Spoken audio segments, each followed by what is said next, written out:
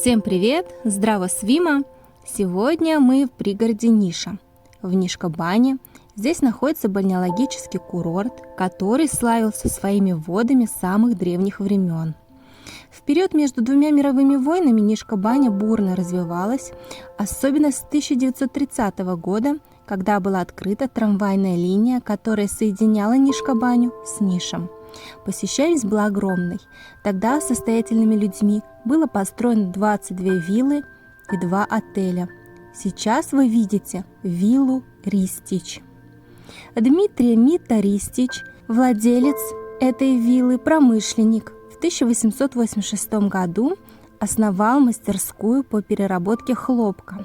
Спустя 11 лет, в 1897 году, первую королевскую сербскую фабрику текстильной промышленности Мита Ристич и сыновья. В 1908 году он открыл фабрику по ткачеству и печатанию шалей и платков, а в 1910 производство насчитывало уже 200 станков.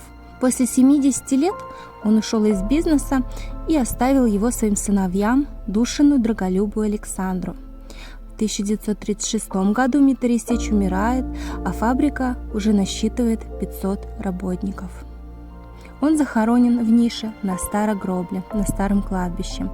В 2006 году большое количество ценных памятников и бюстов было украдено с кладбища, в том числе с места захоронения Миты Ристича. Вандалы изуродовали розетки с ликами членов семьи. Единственная найденная тогда неповрежденная статуя Прелья, работа Антуна Аугустинчича, была найдена, но сейчас она находится в хранилищах Медианы.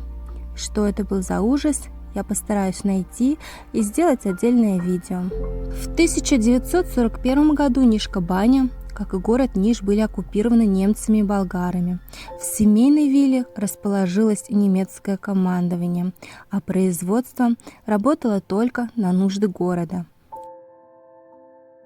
После Второй мировой войны в 1946 году заводы и имущество были национализированы, производство насчитывало 860 рабочих, 480 ткацких и 56 предельных машин, производивших 900 тонн пряжи и 2,75 миллионов метров ткани в год. Текстильное производство стало называться Радко Павлович, а позже Нитекс. Работало довольно успешно и развивалось, шло в ногу со временем. В начале 90-х произвели реконструкцию, поменяли станки.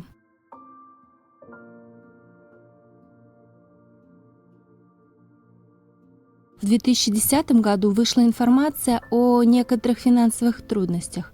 В 2011 году завод выкуплен известной итальянской компанией Benetton, которая в 2016 году передала бизнес своему субподрядчику Олимпиас.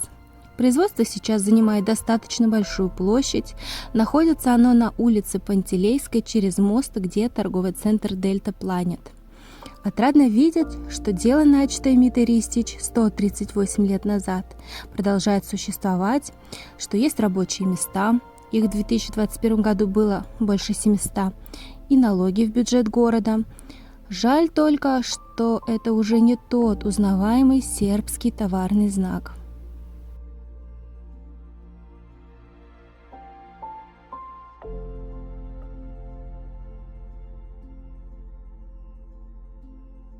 А в прекрасной вилле, с которой начался мой рассказ, после Второй мировой войны была сначала основная школа, а сейчас одна часть здания используется для жилья, а другая работает как ресторан.